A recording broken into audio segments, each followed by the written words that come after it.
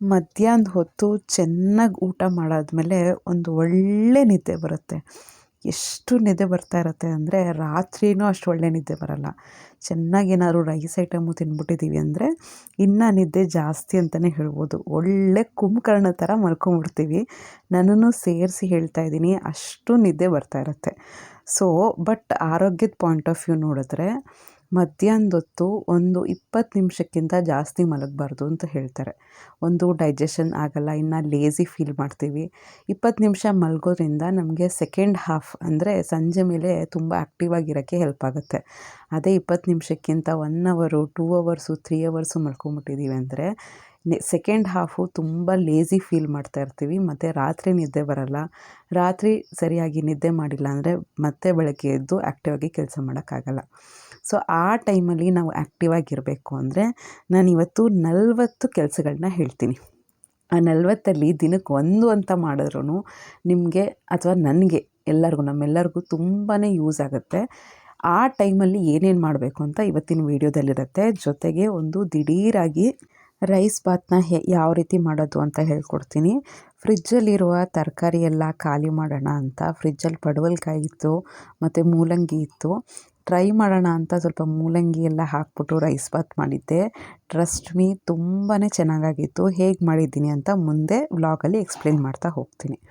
First ನಾವು ಮಧ್ಯಾಹ್ನದ ಹೊತ್ತು ಏನು ಮಾಡಬೇಕು ಅಂದರೆ ನಾನು ಹೇಳೋ ಪ್ರಕಾರ ಫಾರ್ ಎಕ್ಸಾಂಪಲ್ 1 ಅಷ್ಟೊತ್ತಿಗೆ ಎಲ್ಲ ಕೆಲಸಗಳು ಆಲ್ಮೋಸ್ಟ್ ಮುಗ್ದಿರುತ್ತೆ. ಊಟ ಮಾಡೋಕ್ಕಿರುತ್ತೆ, ಆಮೇಲೆ ಅಡುಗೆ ಎಲ್ಲ ಮುಗ್ದಿರುತ್ತೆ. ಮ್ಯಾಕ್ಸಿಮಮ್ 1-1:30ಗೆಲ್ಲ ಮುಗ್ದೋಗಿರುತ್ತೆ. ನಿಮಗೆ ನಿದ್ದೆ ಮಾಡಬೇಕು ಅಂದರೆ 1:30ಗೆ ಊಟ ಮಾಡಿದ್ದೀರಾ ಅಂದರೆ 2:30ವರೆಗೂ ನಿದ್ದೆ ಮಾಡಬಾರ್ದು. ಆ ಟೈಮಲ್ಲಿ ಏನಾದರೂ ಕೆಲಸ ಮಾಡ್ಕೋಬೇಕು. ಏನೇನು ಕೆಲಸ ಮಾಡ್ಕೋಬೇಕು ಅಂತ ಹೇಳ್ತೀನಿ. ನೀವು 1:30ಗೆ ಊಟ ಮಾಡಿದ್ದೀರಾ ಅಂದರೆ 2:30ಇಂದ 2:45 ಅಥವಾ 3 ಗಂಟೆವರೆಗೂ ಮಲ್ಕೋಬೋದು. ಅಂದರೆ ಅದು ಇಂಪಾರ್ಟೆಂಟೇ ಕೂಡ. ನಿದ್ದೆ ಮಾಡಿದ್ರೆ ರೆಸ್ಟ್ ತೊಗೊಂಡ್ರೆ ಸೆಕೆಂಡ್ ಹಾಫ್ಗೆ ಎನರ್ಜಿ ಚೆನ್ನಾಗಿ ಬರುತ್ತೆ. ಫಸ್ಟ್ ಏನು ಮಾಡ್ಬೋದು ಅಂದರೆ ನೆಕ್ಸ್ಟ್ ಡೇಗೆ ಏನೇನು ಮಾಡಬೇಕು ಅಂತ ಒಂದು ಬುಕ್ನ ಮೇಂಟೈನ್ ಮಾಡಿ ಅದರಲ್ಲಿ ಬರೀಬೇಕು. ಟೈಮ್ ಸಮೇತ ಬರೀಬೇಕು. ನಾನು ಬೆಳಗ್ಗೆ ಎಷ್ಟು ಗಂಟೆಗೆ ಎದ್ದೇಳಬೇಕು, ನೀರು ಯಾವಾಗ ಕುಡಿಬೇಕು, ಬ್ರಷ್ ಇಷ್ಟೊತ್ತಾಗುತ್ತೆ, ತಿಂಡಿ ಇಷ್ಟೊತ್ತಾಗುತ್ತೆ, ಕಸ ಗುಡಿಸೋದು ಇಷ್ಟೊತ್ತಾಗುತ್ತೆ ಅಂದರೆ ನೆಕ್ಸ್ಟ್ ಡೇದು ಟೈಮ್ ಟೇಬಲ್ನ ಒಂದು 10 ನಿಮಿಷ ಕೂತ್ಕೊಂಡು ಬರೆದ್ಬಿಟ್ರೆ 10 ನಿಮಿಷನೂ ಆಗಲ್ಲ. ನೀವು ಬರಿತಾ ಇದ್ದರೆ ಡೈಲಿ ಒಂದು 5 ನಿಮಿಷಕ್ಕೆಲ್ಲ ಮುಗ್ದೋಗ್ಬಿಡುತ್ತೆ. ಬಟ್ ನೋಡಿ ಬೇಕಾದ್ರೆ ಟ್ರೈ ಮಾಡಿ ನೋಡಿ. ಡೈಲಿ ಬರೆಯೋದ್ರಿಂದ ನಿಮ್ಮ ಕೆಲಸಗಳು ಅದೇ ಕೆಲಸಗಳಾದರೂ ಕೂಡ ಟೈಮ್ ಸರಿಯಾಗಿ ಆಗೋದ್ರಲ್ಲಿ ತುಂಬಾ ಹೆಲ್ಪ್ ಆಗುತ್ತೆ. ಸೊ ಮಧ್ಯಾಹ್ನದ ಹೊತ್ತು ಮಕ್ಕಳಿರಲ್ಲ, ಹಸ್ಬೆಂಡ್ಸು ಇರಲ್ಲ, ನೀವು ಮನೇಲಿದ್ದೀರಾ ಅಂದರೆ ಫಸ್ಟ್ ಕೆಲಸ ನೆಕ್ಸ್ಟ್ ಡೇಗೆ ಪ್ಲ್ಯಾನ್ನ ಬರೆಯುವಂಥದ್ದು. ನೆಕ್ಸ್ಟ್ ತುಂಬ ಬೆಳ್ಳುಳ್ಳಿನ ಬಿಡಿಸಿಟ್ಕೋಬಾರ್ದು. ಬಟ್ ಸ್ವಲ್ಪ ನೆಕ್ಸ್ಟ್ ಡೇಗೆ ಎಷ್ಟು ಅಥವಾ 2-3 ದಿನಕ್ಕೆ ಬೆಳ್ಳುಳ್ಳಿನ ಬಿಡಿಸಿ ಇಟ್ಕೊಳ್ಳೋದ್ರಿಂದ ತುಂಬಾ ಹೆಲ್ಪ್ ಆಗುತ್ತೆ. ಬೇರೆ ಬೇರೆ ಟಿಪ್ಸ್ ಇದೆ. ಅಂದರೆ ಬೆಳ್ಳುಳ್ಳಿ ಬಿಡ್ಸೋಕ್ಕೂ ಕೆಲವರು ಚಾಕು ಯೂಸ್ ಮಾಡ್ತಾರೆ, ಕೆಲವರು ಮಾಮೂಲಿ ಉಗುರಲ್ಲೇ ಬಿಡಿಸ್ಬಿಡ್ತಾರೆ, ಕೆಲವರು ತುಂಬ ಒಣಗಿಸ್ಬಿಟ್ಟು ಓವನಲ್ಲೆಲ್ಲ ಸ್ವಲ್ಪ ಫ್ರೈ ಮಾಡಿ ಬಿಡಿಸ್ತಾರೆ, ಬಿಸಿನೀರಲ್ಲಿ ನೆನೆಸಿ ಬಿಡಿಸ್ತಾರೆ. ಸೊ ಯಾವ್ದು ಈಸಿನೋ ಆ ಮೆಥಡ್ನ ಯೂಸ್ ಮಾಡಿ ಒಂದು ಗಡ್ಡೆನೋ 2 ಗಡ್ಡೆನೋ ಬೆಳ್ಳುಳ್ಳಿ ಬಿಡಿಸಿ ಇಡೋದ್ರಿಂದ ಇವೆಲ್ಲ ಚಿಕ್ಕ ಪುಟ್ಟ ಕೆಲಸಗಳಾದರೂ ಒಂದು ಸತಿ ಯೋಚನೆ ಮಾಡಿ. ನೀವು ಒಗ್ಗರಣೆ ಹಾಕಬೇಕಾದ್ರೆ ಬೆಳ್ಳುಳ್ಳಿ ಸುಲಿದು ಜಜ್ಜಿಬಿಟ್ಟು ಒಗ್ಗರಣೆ ಹಾಕೋಕ್ಕೂ ರೆಡಿಮೇಡ್ ಅಂದರೆ ಎಲ್ಲ ಬಿಡಿಸಿಟ್ಟಿರ್ತೀವಿ, ಜಸ್ಟ್ ಜಜ್ಜಿ ಹಾಕೋಕ್ಕೂ ಎಷ್ಟು ಡಿಫ್ರೆನ್ಸ್ ಇರುತ್ತೆ. ಸೊ ಸೆಕೆಂಡ್ ಇದನ್ನು ಮಾಡ್ಬೋದು. ಥರ್ಡು ನೆಕ್ಸ್ಟ್ ಡೇಗೆ ಮಾತ್ರ ಮೇಲೆ ಕೆಳಗಡೆ ಆನಿಯನ್ನ ಕಟ್ ಮಾಡದೆ ಜಸ್ಟ್ ಸಿಪ್ಪೆನ ತೆಗ್ದು ಇಡ್ಬೋದು. ಆಯಿತಾ? ಕಟ್ ಮಾಡೋದ್ರಿಂದ ಅದು ಒಳ್ಳೆಯದಲ್ಲ ಅಂತ ಹೇಳ್ತಾರೆ. ಆಮೇಲೆ ಮೇಲೆ ಕೆಳಗಡೆನೂ ಕಟ್ ಮಾಡೋಕ್ಕೆ ಹೋಗಬೇಡಿ, ಜಸ್ಟ್ ಸಿಪ್ಪೆನ ತೆಗ್ದು ಇಡ್ಬೋದು. ತುಂಬ ಕೆಟ್ಟದಂತಲ್ಲ, ಸ್ವಲ್ಪ ಕೆಟ್ಟದ್ದು ಪರವಾಗಿಲ್ಲ, ಬಟ್ ಪ್ರಿಪ್ರೇಷನ್ಗೆ ಒಳ್ಳೆಯದಾಗುತ್ತೆ. ಸೊ ಮೇಲೆ ಕೆಳಗಡೆ ಕಟ್ ಮಾಡೋದ್ರಿಂದ ಏನು ಅಂಥದ್ದೇನು ಲಾಸ್ ಇಲ್ಲ ಅಂತಲೇ ಹೇಳ್ಬೋದು. ನೆಕ್ಸ್ಟು ಮನೆಯಲ್ಲೇ ನಾನು ಕೆಲವು ಸತಿ ಗರಂ ಮಸಾಲ ಮಾಡ್ಕೋತೀನಿ. ನಿಮಗೆ ಮಧ್ಯಾಹ್ನದ ಹೊತ್ತು ಟೈಮ್ ಇದೆ ಅಂದರೆ ಈಗ ನೋಡಿ 20 ನಿಮಿಷ ಮಲ್ಕೋತೀರಲ್ವ, ನಿಮ್ಮ ಮನೆಯವರು ಅಥವಾ ಮಕ್ಕಳು ಬರೋದೆಲ್ಲ 4:15 3:30 ಆಗುತ್ತೆ ಅಂದರೆ ನಿಮ್ಗೆ ಆರಾಮಾಗಿ 2 ಅವರು 2:15 ಅವರ್ ಆರಾಮಾಗಿ ಸಿಗುತ್ತೆ ನಿಮಗೆ. ಸೊ ಆ ಟೈಮಲ್ಲಿ ಗರಂ ಮಸಾಲ ನಾನು ಮನೆಯಲ್ಲೇ ಮಾಡ್ಕೋತಾ ಇದ್ದೆ. ಅದೇ ಥರ ನೀವು ಮಾಡ್ಕೋಬೋದು. ಯೂಟ್ಯೂಬಲ್ಲಿ ಎಷ್ಟೊಂದು channels how to do garam masala ಅಂತ ಕೊಟ್ಟರೆ ಬಂದ್ಬಿಡುತ್ತೆ. ಏನೇನು ಲವಂಗ, ಏಲಕ್ಕಿ, ಚಕ್ಕೆ, ಜೀರಿಗೆ ಮತ್ತು ಏನೇನೋ ಐಟಮ್ಸ್, ಶಾಜೀರ ಇರ್ಬೋದು, ಪಲಾವ್ ಎಲೆ ಇರ್ಬೋದು, ಮೆಣಸಿರ್ಬೋದು, ಸೋಂಪಿರ್ಬೋದು, ಇದನ್ನೆಲ್ಲ ಹಾಕಿ ಚೆನ್ನಾಗಿ ಫ್ರೈ ಮಾಡಿ ಮಿಕ್ಸಿ ಮಾಡಿ ಇಟ್ಕೊಂಬಿಟ್ರೆ ಹೋಮ್ ಮೇಡ್ ಮಸಾಲಾಸ್ ಮಾಡ್ಕೋಬೋದು. ಅಥವಾ ಸಾಂಬಾರು ಪುಡಿ ಖಾಲಿಯಾಗಿದ್ದರೆ ಸಾಂಬಾರು ಪುಡಿ ಮಾಡ್ಕೊಳ್ಳೋದು, ಧನಿಯಾ ಪುಡಿ ಮಾಡ್ಕೊಳ್ಳೋವಂಥದ್ದು. ಧನಿಯಾ ಪುಡಿ ಇನ್ಸ್ಟೆಂಟಾಗೆ ಮಾಡ್ಕೋಬೋದು, ಹುರಿದು ಕೂಡ ಬೇಕಾದ್ರೆ ಮಿಕ್ಸಿ ಮಾಡ್ಕೋಬೋದು. ಸ್ವಲ್ಪನೇ ವಾರಕ್ಕೆ ಎಷ್ಟು ಬೇಕೋ ಅಷ್ಟನ್ನು ಮಾತ್ರ ಮಾಡ್ಕೋಬೋದು. ಇಲ್ಲಾಂದರೆ ನೀವು ತುಂಬ ಒಂದು 6 ತಿಂಗಳಿಗೊಂದು ಸತಿ ಮಾಡಿಸ್ತೀನಿ ಅಂದರೆ ನೀಟಾಗಿ ಹುರಿದು ಮಿಲ್ಲಿಗೆ ಹಾಕಿಸ್ಬಿಟ್ರೆ 6 ತಿಂಗಳಷ್ಟು ಏನೂ ಹುಳಗಳಾಗಲ್ಲ, ತುಂಬಾ ಚೆನ್ನಾಗಿರುತ್ತೆ. ನೆಕ್ಸ್ಟ್ ಈ ರೀತಿಯೆಲ್ಲ ಯಾವುದನ್ನ ಪೌಡರ್ಸು, ಮಸಾಲೆ ಪೌಡ್ರು ನಿಮ್ಮ ಮನೆಯಲ್ಲೇ ವಾಂಗಿಭಾತ್ ಪೌಡ್ರು ಮಾಡ್ಕೊತೀರಾ ಮತ್ತು ಬಿಸಿಬೇಳೆಭಾತ್ ಪೌಡ್ರ್ ಮಾಡ್ಕೋತೀರಾ ಅಂದರೆ ಅದನ್ನೆಲ್ಲ ಮಾಡ್ಕೋಬೋದು ಆ ಟೈಮಲ್ಲಿ, ಮಧ್ಯಾಹ್ನ ಟೈಮ್ ಇರುತ್ತಲ್ಲ ಆಗ. ನೆಕ್ಸ್ಟ್ 5th ಪಾಯಿಂಟ್ ಏನು, ರೂಮ್ನ ಬ್ಲ್ಯಾಂಕೆಟ್ನ ಚೇಂಜ್ ಮಾಡುವಂಥದ್ದು. ಬೆಡ್ಶೀಟ್ಸು ಮತ್ತು ಏನಾದ್ರು ಪಿಲ್ಲೋ ಕವರ್ಸ್ ಚೇಂಜ್ ಮಾಡಬೇಕು ಅಂದರೆ 5ನೇದು ಇದೆಲ್ಲ ಚೇಂಜ್ ಮಾಡ್ಕೋದು. 6 ಬಂದು ನಿಮ್ಮ ಹಾಬೀಸ್ ಏನಾದರೂ ಇದ್ದರೆ, ಅಥವಾ ಪೇಂಟಿಂಗು, ಡ್ರಾಯಿಂಗು, ಸ್ಕೆಚ್ ಮಾಡುವಂಥದ್ದು, ಅಥವಾ ಏನಾದರೂ ಕುಚ್ಚು ಹಾಕ್ತೀರಾ, ಎಂಬ್ರಾಯ್ಡ್ರಿ ಮಾಡ್ತೀರಾ, ಈ ರೀತಿ ಏನಾದರೂ ಹಾಬೀಸ್ ಇದ್ದರೆ ಅಂದರೆ ಆ ಟೈಮಲ್ಲಿ ಮಾಡ್ಕೊಳ್ಳೋದ್ರಿಂದ ನಿಮಗೆ ಇಷ್ಟವಾದ ಕೆಲಸನೇ ಅದು, ಆದ್ದರಿಂದ ನಿದ್ದೆ ಅನ್ನೋದು ಗ್ಯಾರಂಟಿ ಬರಲ್ಲ. ನೆಕ್ಸ್ಟು ಎಷ್ಟೊಂದು ಒಳ್ಳೆ ಬುಕ್ಸ್ ಇದೆ ಫ್ರೆಂಡ್ಸ್.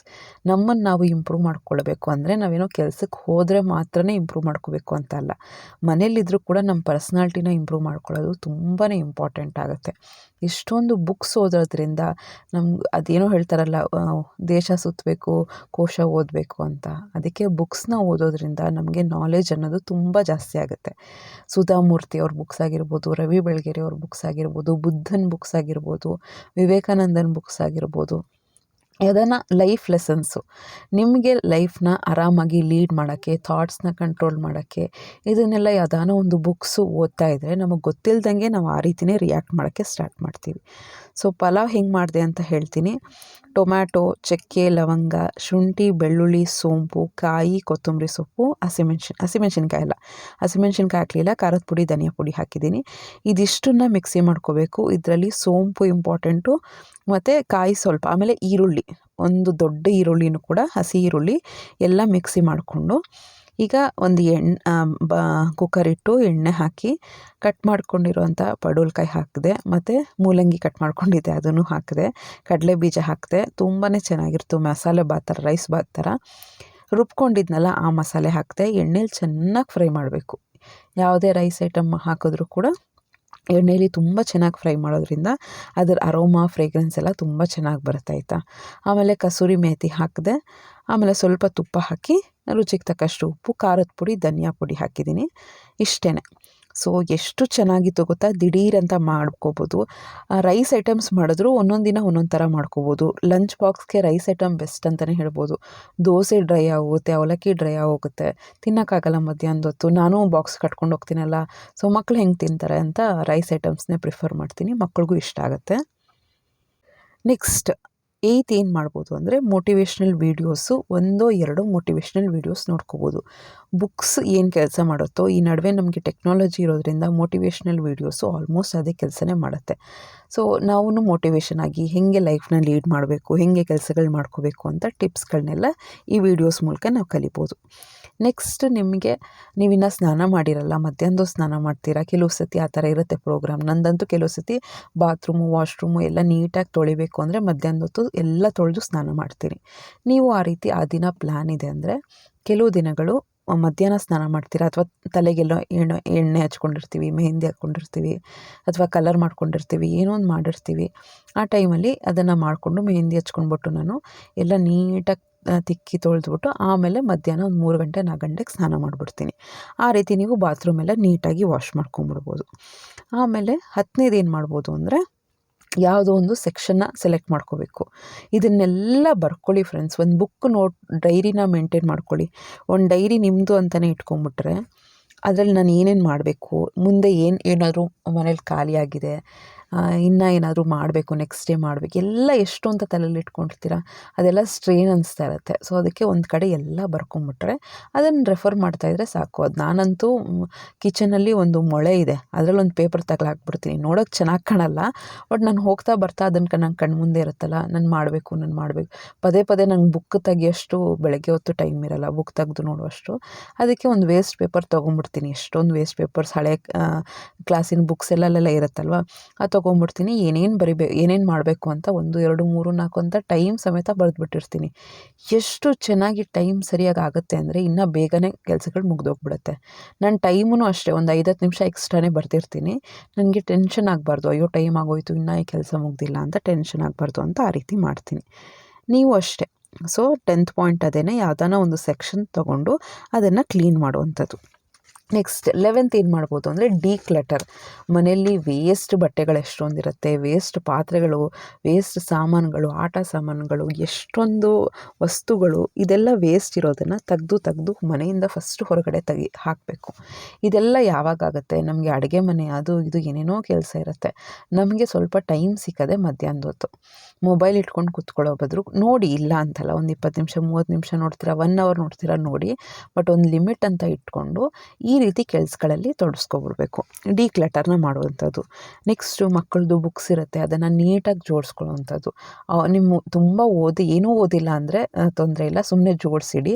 ಅಥವಾ ಸ್ವಲ್ಪ ನಾವು ಓದಿದ್ದೀರಾ ಅಂದರೆ, ಇಬ್ಬರು ಮಕ್ಕಳಿದ್ದಾರೆ ಅಂದರೆ ಇಬ್ಬರು ಮಕ್ಕಳ ಬುಕ್ಸ್ನೂ ಸಪ್ರೇಟಾಗಿ ಇಡುವಂಥದ್ದು.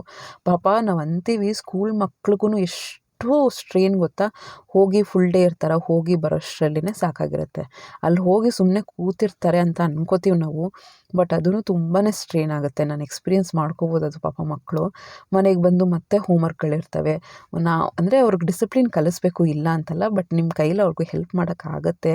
ಒಳ್ಳೆ ಮಕ್ಕಳು ಅಂದರೆ ತುಂಬ ಸೋಂಬೇರಿಗಳು ಅಂದರೆ ಅವ್ರಿಗೆ ಕಲಿಸಿ ಅವ್ರ ಕೈಯಲ್ಲೇ ಮಾಡಿಸ್ಬೇಕು, ನೀನು ಅದು ಮಾಡು, ನೀನು ಇದು ಮಾಡು ಅಂತ ಅವ್ರ ಕೈಯಲ್ಲೇ ಜೋಡಿಸ್ಬೇಕು. ಇಲ್ಲ ಒಳ್ಳೆ ಮಕ್ಕಳು ಪಾಪ ಅವ್ರದ್ದು ಕಷ್ಟಪಟ್ಟು ಓದ್ತಾ ಇದ್ದಾರೆ ಅಂದರೆ ನಮ್ಮ ಸೈಡಿಂದ ಅವ್ರಿಗೆ ಹೆಲ್ಪ್ ಮಾಡೋಕ್ಕಾಗುತ್ತೆ ಅಂದರೆ ಸ್ವಲ್ಪ ನೀಟಾಗಿ ಬುಕ್ಸ್ ಎಲ್ಲ ಜೋಡಿಸ್ಕೊಳ್ಳೋದು, ಅವ್ರಿಗೆ ಪೆನ್ಸ್ಗಳೆಲ್ಲ ನೀಟಾಗಿ ಜೋಡಿಸ್ಕೊಳ್ಳೋಂಥದ್ದು, ಇದನ್ನೆಲ್ಲ ಮಾಡ್ಕೋಬೋದು. ನೆಕ್ಸ್ಟ್ ಸಣ್ಣ ಪುಟ್ಟ ಹೊಲಿಗೆ ಬಿಚ್ಚು ಹೋಗ್ತಾನೆ ಇರುತ್ತೆ. ಸೂಜಿ ದಾರದಲ್ಲೇ ಸ್ವಲ್ಪ ಹೊಲಿಗೆ ಹಾಕೋದನ್ನು ನಾವು ಯೂಟ್ಯೂಬಲ್ಲಿ ನೋಡಿ ಕಲಿಬೋದು, ಅಥವಾ ನಮಗೆ ಬರುತ್ತೆ ಅಂದರೆ ಆ ಕೆಲಸ ಮಾಡ್ಕೋಬೇಕು. ಏನಾದರೂ ಸ್ಟಿಚಸ್ಗೆ ಹೋಗಿದೆ, ನಿಮ್ಮ ಮನೇಲಿ ಮಿಷಿನ್ ಇದ್ದರೆ ಏನಾದರೂ ಒಂದು ಹೊಲಿಗೆ ಹಾಕ್ಕೊಳ್ಳೋಂಥದ್ದು, ದಪ್ಪ ಆಗಿದ್ದೀರಾ, ಸಣ್ಣ ಆಗಿದ್ದೀರಾ, ಅಥವಾ ಡ್ರೆಸ್ ಎಲ್ಲ ಲೂಸ್ ಆಗಿದೆ, ಟೈಟ್ ಆಗಿದೆ ಅಂದರೆ ಅಕಾರ್ಡಿಂಗ್ಲಿ ನೀವು ಅದನ್ನು ತುಂಬ ಲೂಸ್ ಆಗ್ತಾಯಿದೆ ಅಂದರೆ ಸ್ಟಿಚಸ್ ಹಾಕ್ಕೊಳ್ಳೋಂಥದ್ದು. ನಮ್ಗೆ ಇನ್ನು ಯಾವಾಗ ಟೈಮ್ ಸಿಗುತ್ತೆ ಫ್ರೆಂಡ್ಸ್. ಸೊ 13th ಅಂತೂ ಅದು ಸ್ಟಿಚಸ್ ಹಾಕ್ಕೋಬೇಕು. 14th ಬಂದು ನಾವು ಅಡುಗೆ ಮನೆಯಲ್ಲಿ ಯೂಸ್ ಮಾಡೋ ಬಾಕ್ಸು, ಗ್ರಾಸರೀಸು ಎಲ್ಲ ಫಿಲ್ ಆಗಿದೆಯಾ ಅಂತ ನೋಡ್ಕೋಬೇಕು. ಫಿಲ್ ಆಗಿಲ್ಲ ಅಂದರೆ ಆ ಟೈಮಲ್ಲಿ ಎಲ್ಲ, ಈಗ ಬೇಳೆಗಳು ಖಾಲಿಯಾಗಿದೆ ಅಂದರೆ ನಮ್ಮ ಸ್ಟೋರ್ ಬಾಕ್ಸಲ್ಲಿದೆ ಅಂದರೆ, ಎಕ್ಸ್ಟ್ರಾ ಏನಾದ್ರು ಇದೆ ಅಂದರೆ ನಾವು ಡಬ್ಬಗಳಿಗೆ ಹಾಕಿ ತುಂಬಿಸ್ಕೊಂಡು ಇಟ್ಕೊಂಡ್ಬಿಡ್ಬೇಕು. 15th ಬಂದು ಲಾಂಡ್ರಿ ಅಂದರೆ ಬಟ್ಟೆಗಳನ್ನ ಫೋಲ್ಡ್ ಮಾಡಿ ಇಡುವಂಥದ್ದು. ಅದು ಗುಡ್ಡೆ ಆಗ್ತಾನೇ ಇರುತ್ತೆ, ಒಗಿತೀವಿ, ಒಂದು ಚೇರ್ ಮೇಲೆ ಹಾಕ್ತೀವಿ ಅಥವಾ ಎಲ್ಲೋ ಒಂದು ಹಾಕ್ತೀವಿ, 2-3 ದಿನ ಆದರೂ ಅಲ್ಲೇ ಬಿದ್ದಿರುತ್ತೆ. ಸೊ 15th ಬಂದು ಬಟ್ಟೆಗಳನ್ನ ನೀಟಾಗಿ ಫೋಲ್ಡ್ ಮಾಡಿ ಅವ್ರವ್ರ ಜಾಗಕ್ಕೆ ಅದರ ಜಾಗಕ್ಕೆ ಎತ್ತಿಟ್ಬಿಡ್ಬೇಕು. ನೆಕ್ಸ್ಟ್ 16th ಎಷ್ಟೊಂದು ಸತಿ ನಾವು ಪಾತ್ರೆನೂ ತೊಳೆದಿಟ್ಬಿಟ್ಟಿರ್ತೀವಿ 1:30 ಅಷ್ಟೊತ್ತಿಗೆ. ನಾವು ಫ್ರೀ ಟೈಮಲ್ಲಿ ಇದು ಎಲ್ಲನೂ ಒಂದೇ ದಿನ ಮಾಡಬೇಕು ಅಂತಲ್ಲ, ಒಂದು 2-3 ಕೆಲಸಗಳು ಒಂದಿನ ಮಾಡಿದ್ರೂ ನಿಮ್ಮ ಲೈಫು ಆರಾಮಾಗಿ ಡಿಸಿಪ್ಲಿನ್ಡಾಗಿ ಮನೆ ಕ್ಲೀನಾಗಿರುತ್ತೆ ಅಂತಲೇ ಹೇಳ್ಬೋದು. 16th ಏನು ಅಂದರೆ ಆ ಪಾತ್ರೆಗಳನ್ನ ಜೋಡಿಸುವಂಥದ್ದು. ನಾನು ಹೇಳ್ತಾ ಇರೋದು ನೀವು ಎಷ್ಟು ಕನೆಕ್ಟ್ ಮಾಡ್ಕೋಬೋದಲ್ವ. ಇವೆಲ್ಲ ಎಷ್ಟು ಚಿಕ್ಕ ವಿಷಯ, ಬಟ್ ಸಂಜೆ ಆಗ್ತಾ ನಮಗೂ ಎನರ್ಜಿ ಕಡಿಮೆ ಆಗೋಗಿರುತ್ತೆ. ಸೊ ಆದಷ್ಟು ನಾವು ನಮಗೆ ಫ್ರೀ ಆಗಿರೋ ಟೈಮಲ್ಲಿ ಇದೆಲ್ಲ ಕೆಲಸ ಮಾಡ್ಕೋಬೇಕು. ಆ ಪಾತ್ರೆ ಎಲ್ಲ ಏನಾದರೂ ನಿಮ್ಮದು ಇಟಾಲಿಕ್ ಕಿಚನ್ ಅಂದರೆ ನೀಟಾಗಿ ಒರೆಸಿ ಅದರ ಜಾಗಕ್ಕೆ ಎತ್ತಿಟ್ಕೊಂಬಿಡೋದು, ಇಲ್ಲಾಂದರೆ ಅದನ್ನು ನೀಟಾಗಿ ಅರೇಂಜ್ ಮಾಡ್ಕೊಳ್ಳೋವಂಥದ್ದು. ನೆಕ್ಸ್ಟ್ 17th ಬಂದು ಡೀಪ್ ಕ್ಲೀನಿಂಗ್. ಧೂಳಂತೂ ಮನೇಲಿ ಇದ್ದೇ ಇರುತ್ತೆ. 2-3 ದಿನಕ್ಕೊಂದು ಸತಿ ಏನಾದ್ರು ಧೂಳಿದೆ, ಜೇಡ ಇದೆ ಅಂದರೆ ಅದನ್ನೆಲ್ಲ ನೀಟಾಗಿ ಕ್ಲೀನ್ ಮಾಡುವಂಥದ್ದು. ನೆಕ್ಸ್ಟ್ ಬಂದು ಗಾರ್ಡನ್ ಕ್ಲೀನು.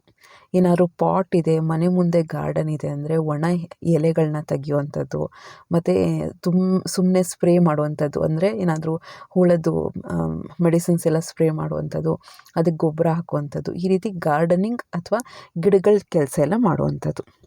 ಮೇನ್ ನಮಗೆ ಖುಷಿ ಕೊಡುವಂಥ ಕೆಲಸ ಏನು ಗೊತ್ತಾ, 19th ಅದು ಬಂದು ಮೀ ಟೈಮ್ ಅಂದರೆ ಏನು ಅಂದರೆ ನನಗೋಸ್ಕರ ನಾನು ಟೈಮ್ ಸ್ಪೆಂಡ್ ಮಾಡುವಂಥದ್ದು. ಒಂದು 10 ನಿಮಿಷ ಸೈಲೆಂಟಾಗಿ ಕೂತ್ಕೊಂಡು ಕಣ್ಣು ಮುಚ್ಕೊಂಡು ಅನಲೈಸ್ ಮಾಡ್ಕೋಬೇಕು, ಹೆಂಗಾಗ್ತಾಯಿದೆ ನನ್ನ ಲೈಫು, ಏನು ಕಷ್ಟ ಇದೆಯಾ, ಸುಖ ಇದೆಯಾ, ನಾನು ಅಂದ್ಕೊಂಡಂಗೆ ಲೈಫ್ ಹೋಗ್ತಾ ಇದೆಯಾ, ನಾನು ನಡ್ಕೋತಾ ಇರೋದು ಕರೆಕ್ಟಾಗಿದೆಯಾ, ಅಂದರೆ ನಮ್ಮ ಮನಸ್ಸಾಕ್ಷಿಗೆ ನಾವು ಕರೆಕ್ಟಾಗಿದ್ದೀವ ಅಂತ ಮೀ ಟೈಮಲ್ಲಿ ನಾವು ಕೂತ್ಕೊಂಡು ಯೋಚನೆ ಮಾಡಬೇಕು. ಒಂದು 10 ಮಿನಿಟ್ಸ್ ನಿಮಗೋಸ್ಕರ ನೀವು ಕೊಡಬೇಕು. ಇದು ಆ್ಯಕ್ಚುಲಿ ಬೆಳಗ್ಗೆ ಹೊತ್ತು ಕೊಟ್ಟರೆ ತುಂಬ ಒಳ್ಳೆಯದು, ಬಟ್ ಬೆಳಗ್ಗೆ ಹೊತ್ತು ಮಕ್ಕಳು, ಹಸ್ಬೆಂಡು ಎಲ್ಲರೂ ಕಳಿಸೋದ್ರಲ್ಲೇ ನಾವು ಇರ್ತೀವಿ, ಹೌಸ್ ವೈಫ್ಸು ಇಲ್ಲ ವರ್ಕಿಂಗ್ ವಿಮೆನ್ ಇದ್ದೀವಿ ಅಂದರೆ ನಾವು ಹೊರಡಬೇಕು, ಇದ್ರ ಟೆನ್ಷನಲ್ಲೇ ಇರ್ತೀವಿ. ಬೇಗ ಒಂದು 4:15 ಅಷ್ಟೊತ್ತಿಗೆ ಎದ್ದೇಳ್ತೀವಿ ಅಂದರೆ ನಮ್ಗೆ ಆರಾಮಾಗಿ ಒಂದು ಅರ್ಧ ಗಂಟೆ ಟೈಮ್ ಸಿಗುತ್ತೆ.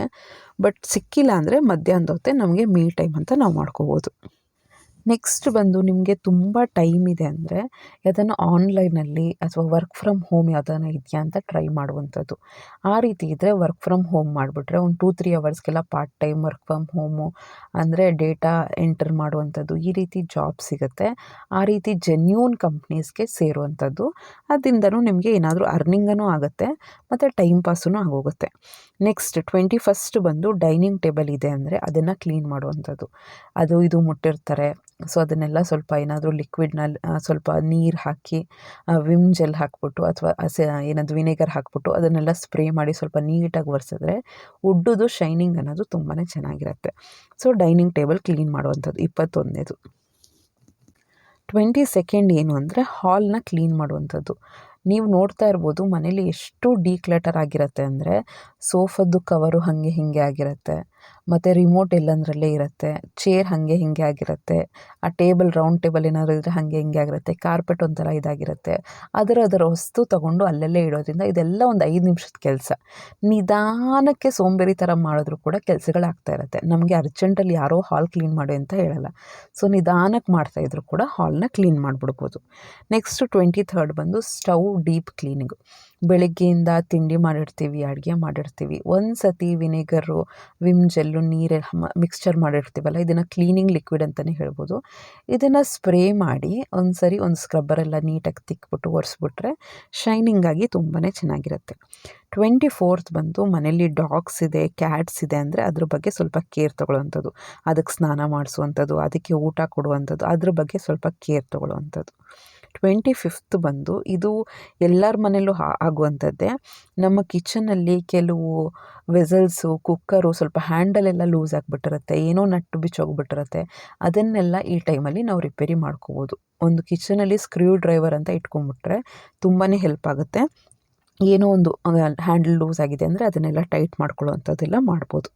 26th ಬಂದು ನಿಮಗೆ ಖುಷಿ ಕೊಡುವಂಥ ಕೆಲಸ, ನೇಲ್ ಪಾಲಿಷ್ ಹಚ್ಕೊಳ್ಳೋವಂಥದ್ದು, ತಲೆಗೆ ಮೆಹಂದಿ ಹಚ್ಕೊಳ್ಳೋವಂಥದ್ದು, ಹೇರ್ ಮಾಸ್ಕ್ ಮತ್ತು ಫೇಸ್ ಮಾಸ್ಕು ಇದನ್ನೆಲ್ಲ ಮಾಡ್ಕೊಳ್ಳೋವಂಥದ್ದು. ನೋಡಿ ನಮಗೆ ಸಿಗೋದೇ ಟೈಮ್ ಅದು. ಬೆಳಗ್ಗಿಂದ ನೀವೇ ಯೋಚನೆ ಮಾಡಿ ಪುರ್ಸೊತ್ತಿರುತ್ತಾ?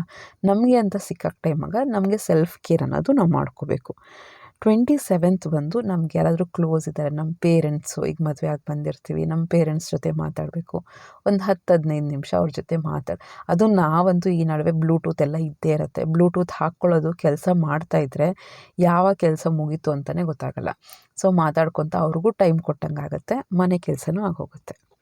28th ಬಂದು ನಾವು ರಾಗಿ ಹಿಟ್ಟು, ಜೋಳದ ಹಿಟ್ಟು, ಗೋಧಿ ಹಿಟ್ಟು ಇದನ್ನೆಲ್ಲ ಹಿಟ್ಟು ಮಾಡ್ಕೊಂಡಿರ್ತೀವಲ್ಲ ಅದನ್ನು ಆ ಟೈಮ್ಗೆ ಜರಡಿ ಇಟ್ಕೊಳ್ಳೋ ಬದಲು ಒಂದು 2-3 kg ಅಡ್ವಾನ್ಸಾಗಿ ಜರಡಿ ಇಟ್ಕೊಂಡ್ಬಿಟ್ರೆ ಅಡುಗೆ ಮಾಡ್ಬೇಕಾದ್ರೆ, ಮುದ್ದೆ ಮಾಡ್ಬೇಕಾದ್ರೆ ಸುಮ್ಮನೆ ತೆಗೆದು ಹಾಕ್ಬಿಡ್ಬೋದು. ಪ್ರತಿ ಸರಿನೂ ಜರಡಿ ಇಟ್ಕೋಬೇಕು ಅಂದರೆ ಕಷ್ಟ ಆಗುತ್ತೆ. ಆಮೇಲೆ ಆ ಜರಡಿನೂ ಅಷ್ಟೇ ಮತ್ತೆ ವಾಶ್ ಮಾಡು ಮತ್ತು ಇದಾಗು ಸ್ವಲ್ಪ ಕೆಲಸ ಜಾಸ್ತಿ ಅಂತಲೇ ಹೇಳ್ಬೋದು. ಆದ್ದರಿಂದ ಹಿಟ್ಟನ್ನು ಜರಡಿ ಇಟ್ಕೋಬೋದು. ನೆಕ್ಸ್ಟು ಮಕ್ಕಳದು ಸ್ಟಡಿ ಟೇಬಲ್ನ ಕ್ಲೀನ್ ಮಾಡುವಂಥದ್ದು. ನಾನು ಆಲ್ರೆಡಿ ಬುಕ್ಸ್ ಜೋಡಿಸಿ ಅಂತ ಹೇಳಿದ್ನಲ್ಲ, ಆ ಸ್ಟಡಿ ಟೇಬಲ್ ಕ್ಲಾತ್ ಚೇಂಜ್ ಮಾಡುವಂಥದ್ದು. ಈಗ ಫೈನಲಿ ನಾವೆಲ್ಲ ಇದೆಲ್ಲ ಮಾಡೋದು ಮಕ್ಕಳು ಚೆನ್ನಾಗಿ ಓದಲಿ ಅಂತ. ಮಕ್ಕಳಿಗೆ ಒಂದು ಸ್ಟಡಿ ಎನ್ವೈರ್ನ್ಮೆಂಟ್ನ ಕ್ರಿಯೇಟ್ ಮಾಡ್ಕೋಬೇಕು. ಮನೆಯಲ್ಲೇ ಆ ಸ್ಟಡಿ ಟೇಬಲ್ ಮೇಲೆ ಏನೇನೋ ಇಡೋ ಬದಲು ಅವ್ರ ಬುಕ್ಸು, ಅವ್ರ ಸ್ಟಡಿ ರಿಲೇಟೆಡ್ ವಸ್ತು ಬಿಟ್ಟು ಇನ್ನೇನೂ ಇರಬಾರ್ದು. ಸೊ ಆ ಸ್ಟಡಿ ಟೇಬಲ್ನ ಕ್ಲೀನ್ ಮಾಡುವಂಥದ್ದು. 30th ಬಂದು ಮಿಕ್ಸಿನ ಕ್ಲೀನ್ ಮಾಡ್ಕೊಳ್ಳುವಂಥದ್ದು. ಸೊ ಅದು ಇದು ಚಟ್ನಿ, ಸಾಂಬಾರು, ಮಸಾಲೆ ಎಲ್ಲ ಸಾಂಬಾರದೆಲ್ಲ ರುಬ್ತಾನೆ ಇರ್ತೀವಿ. ಸ್ವಲ್ಪ ಅಲ್ಲಿ ಇಲ್ಲಿ ಚೆಲ್ದಿರುತ್ತೆ, ಒಳಗಡೆ ಎಲ್ಲ ಗಲೀಜಾಗಿರುತ್ತೆ, ಹೊರಗಡೆ ಎಲ್ಲ ಮುಟ್ಟಿ ಗಲೀಜಾಗಿರುತ್ತೆ. ಆಗಿಂದಾಗಲೇ ಕ್ಲೀನ್ ಮಾಡ್ಕೋತೀವಿ. ಬಟ್ ಒಂದು ಡೀಪ್ ಕ್ಲೀನಿಂಗ್ ಅನ್ನೋದು 2-3 ದಿನಕ್ಕೆ ಅಥವಾ ಒಂದು ವಾರಕ್ಕೊಂದು ಸತಿ ಮಾಡಿಕೊಂಡ್ರೂ ಕೂಡ ಮಿಕ್ಸಿ ಅನ್ನೋದು ತುಂಬ ಚೆನ್ನಾಗಾಗುತ್ತೆ. 31st ಬಂದು ನಾವು ಬಸ್ಸಾರು, ಸೊಪ್ಪು ಮಾಡ್ತಾಯಿದ್ದೀವಿ ಅಂದರೆ ಸೊಪ್ಪುಗಳನ್ನ ತಂದಿರ್ತೀವಲ್ವ, ಅದನ್ನು ಕ್ಲೀನ್ ಮಾಡೋಕ್ಕೆ ಒಂದು ಅರ್ಧ ಗಂಟೆ, 3/4 ಗಂಟೆ ಅಂತೂ ಬೇಕು. ಸೊಪ್ಪು ಕ್ವಾಂಟಿಟಿ ಮೇಲೆ ಡಿಪೆಂಡ್ ಆಗುತ್ತೆ. ಸೊ ಅದಕ್ಕೆ ಈ ಟೈಮಲ್ಲಿ ಸೊಪ್ಪನ್ನು ಕೂಡ ಬಿಡಿಸ್ಕೋಬೋದು. ನೆಕ್ಸ್ಟ್ 32nd ಏನು ಅಂದರೆ ಫ್ರಿಡ್ಜ್ನ ಕ್ಲೀನ್ ಮಾಡುವಂಥದ್ದು. ಸೊ ಆಗಾಗ ನಾವು ಕ್ಲೀನ್ ಮಾಡ್ತಾನೆ ಇರ್ತೀವಿ, ಶೆಲ್ಫ್ಸ್ ಎಲ್ಲ ಕ್ಲೀನ್ ಮಾಡ್ತಾ ಇರ್ತೀವಿ. ಬಟ್ ಒಂದು ಡೀಪ್ ಕ್ಲೀನಿಂಗ್ ಇರ್ಬೋದು ಅಥವಾ 2 ಡೇಸ್ಗೆ ಒಂದು ಸತಿ ಏನಾದರೂ ಖಾಲಿಯಾಗಿದೆಯಾ ಅಥವಾ ಇಟ್ಬಿಟ್ಟು ಹಾಗೆ ಮರ್ತುಬಿಟ್ಟಿದ್ದೀವ ಏನಾದರೂ, ಅಥವಾ ಏನಾದರೂ ಒಣಗೋಗಿದೆಯಾ, ಇದನ್ನೆಲ್ಲ ನೋಡಿ ಎಲ್ಲ ಕ್ಲೀನ್ ಮಾಡೋದ್ರಿಂದ ಫ್ರಿಡ್ಜ್ನ ಕ್ಲೀನ್ ಮಾಡೋಕ್ಕೆ ಈ ಟೈಮ್ನ ಯೂಸ್ ಮಾಡ್ಕೋಬೋದು. 33 ಬಂದು ವಾಷಿಂಗ್ ಮಿಷಿನ್ನ ಕ್ಲೀನ್ ಮಾಡುವಂಥದ್ದು. ನೀವೇನಪ್ಪ ವಾಷಿಂಗ್ ಮಿಷಿನ್ನು ಕ್ಲೀನ್ ಮಾಡಬೇಕು ಅನ್ಕೋಬೋದು. ವಾಷಿಂಗ್ ಮಿಷಿನಲ್ಲಿ ಎಷ್ಟು ಡರ್ಟ್ ಇರುತ್ತೆ ಗೊತ್ತಾ.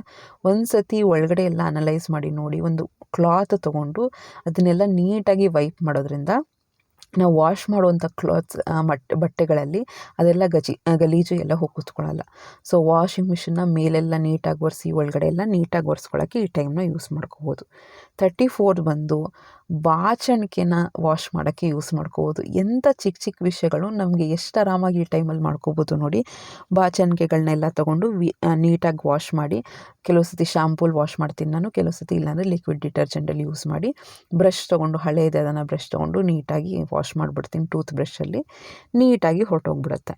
ನೆಕ್ಸ್ಟು ಮಕ್ಕಳದು ವಾಟ್ರ್ ಬಾಟಲ್ಸ್ನ ವಾಶ್ ಮಾಡೋಕ್ಕೆ ಅಥವಾ ಮನೇಲಿ ಏನಾದರೂ ಸ್ಟೀಲ್ ವಾಟ್ರ್ ಬಾಟಲ್ಸ್ ಯೂಸ್ ಮಾಡ್ತಿದ್ದೀವಿ ಅಂದರೆ ಒಂದು ಸತಿ ಬಿಸಿನೀರು ಮತ್ತು ವಿನೆಗರು, ನಿಂಬೆಹಣ್ಣನ್ನು, ಉಪ್ಪನ್ನು ಏನಾದ್ರು ಹಾಕ್ಬಿಟ್ಟು ಚೆನ್ನಾಗಿ ವಾಶ್ ಮಾಡ್ಕೊಳ್ಳೋವಂಥದ್ದು ವಾಟ್ರ್ ಬಾಟಲ್ಸ್ನ ಯೂಸ್ ಮಾಡ್ಬೋದು. ಇದು 35th. 36 ಬಂದು ವಿಂಡೋಸ್ನ ಕ್ಲೀನ್ ಮಾಡುವಂಥದ್ದು. ಸುಮ್ಮನೆ ಧೂಳು ಕೂತಿರುತ್ತೆ ಅಥವಾ ಏನೋ ಒಂದು ಗಲೀಜೆಲ್ಲ ಇರುತ್ತೆ. ಸೊ ಅದನ್ನೆಲ್ಲ ಒಂಥರ ಏನಾದರೂ ಸ್ಪ್ರೇ ಬಾಟ್ಲು, ನೀವು ಯಾವ ವಿಂಡೋ ಟೈಪ್ ಇದೆ ಅದನ್ನು ನೋಡ್ಕೋಬೇಕು. ಮೆಶ್ ಥರ ಇದೆ ಅಂದರೆ ತುಂಬ ಧೂಳು ಕೂತಿರುತ್ತೆ, ವಾರಕ್ಕೊಂದು ಸತಿ 10 ದಿನಕ್ಕೊಂದು ಸತಿ ಸುಮ್ಮನೆ ಹಂಗೆ ತೊಳೆದ್ರೂ ಕೂಡ ನೀಟಾಗಿ ಆಗೋಗುತ್ತೆ. ಸೊ 36th ಬಂದು ವಿಂಡೋನ ವೈಪ್ ಮಾಡುವಂಥದ್ದು. 37th ಬಂದು ಶೂ ರ್ಯಾಕ್ನ ಕ್ಲೀನ್ ಮಾಡುವಂಥದ್ದು. ತರ್ತೀವಿ ಹಂಗೆ ಇಟ್ಬಿಡ್ತೀವಿ, ತರ್ತೀರಿ ಹಂಗೆ ಇಟ್ಬಿಡ್ತೀವಿ. ಸೊ ಅದರಿಂದ ಆ ಶೂ ರ್ಯಾಕ್ನ ಸ್ವಲ್ಪ ಕ್ಲೀನ್ ಮಾಡಿ, ಮಣ್ಣು ಅದು ಇದು ಏನೇನೋ ಇರುತ್ತೆ ಅದನ್ನು ಕ್ಲೀನ್ ಮಾಡ್ಕೊಳ್ಳೋವಂಥದ್ದು. 38th ಬಂದು ದೇವ್ರದ್ದು ಐಟಮ್ಸ್ನ ಕ್ಲೀನ್ ಮಾಡುವಂಥದ್ದು. ನೆಕ್ಸ್ಟ್ ಡೇ ಶುಕ್ರವಾರ ಅಥವಾ ಏನೋ ನಿಮ್ಮ ವಾರದ ದಿನ ಇದೆ ಅಂದರೆ ಹಿಂದಿನ ದಿನವೇ ನಿಮಗೆ ಏನು ನಿಮ್ಮ ಕಡೆ ಎಲ್ಲ ಏನೂ ಅಭ್ಯಂತರ ಇಲ್ಲ ಅಂದರೆ ಆ ಟೈಮಲ್ಲೇ ನೀಟಾಗಿ ದೇವ್ರ ಸಾಮಾನೆಲ್ಲ ನೀಟಾಗಿ ಒರೆಸಿ ಇಟ್ಕೊಂಡ್ಬಿಟ್ಟು ನೆಕ್ಸ್ಟ್ ಡೇಗೆ ನೆಮ್ಮದಿಯಾಗಿ ಪೂಜೆ ಮಾಡೋ ಥರ ರೆಡಿ ಮಾಡಿಟ್ಕೊಂಡ್ಬಿಟ್ರೆ ಹೆಲ್ಪ್ ಆಗುತ್ತೆ ಅಂತಲೇ ಹೇಳ್ಬೋದು. 39th ಬಂದು ಏನಾದ್ರು ತರಕಾರಿ ಖಾಲಿಯಾಗಿದೆ, ಸೊಪ್ಪು ಖಾಲಿಯಾಗಿದೆ, ದಿನಸಿ ಖಾಲಿಯಾಗಿದೆ ಅಂದರೆ ನಿಮ್ಮ ಕೈಲಾಗುತ್ತೆ, ತುಂಬ ದೂರ ಇಲ್ಲ ಅಂದರೆ ನೀವೇ ಹೋಗಿ ಆ ತರಕಾರಿ ಶಾಪಿಂಗ್ನೆಲ್ಲ ಮಾಡ್ಕೊಂಬರ್ಬೋದು. ಅಥವಾ ಇನ್ನೇನಾದ್ರು ಬೇಕು ಅಂದರೆ ಆ ಟೈಮಲ್ಲಿ 1 hour ಹೋಗಿ ಬರೋದ್ರಿಂದ ನಿಮಗೂ ನಿಮ್ಮ ರಿಕ್ವೈರ್ಮೆಂಟ್ ಏನೇನು ಬೇಕು ಅಂದರೆ ಅದ್ರ ಪ್ರಕಾರ ತೊಗೋಬೋದು. ಕೆಲವು ಸತಿ ನಾವು ಈ ರೀತಿ ತರಕಾರಿ ಹೇಳಿದರೆ ಹಸ್ಬೆಂಡ್ಗಳು ಇನ್ಯಾವ ರೀತಿಯೂ ತರಕಾರಿಗಳು ತಂದಿರ್ತಾರೆ. ಸೊ ಅದ್ರ ಬದಲಾಗಿ ನಾವೇ ಹೋಗಿ ತೊಗೊಂಬರ್ಬೋದು. ನಿಮ್ಮ ಮನೆಯಲ್ಲಿ ಅದು ಆಗುತ್ತೆ, ದೂರ ಏನಿಲ್ಲ, ಸ್ವಲ್ಪ ಹತ್ರನೇ ಇದೆ, ನಮ್ಮ ಹಸ್ಬೆಂಡ್ಸ್ಗಳು ತರಲ್ಲ ಅಂದರೆ ನಾವೇ ಹೋಗ್ಬಿಟ್ಟು ನೀಟಾಗಿ ತೊಗೊಂಬರ್ಬೋದು.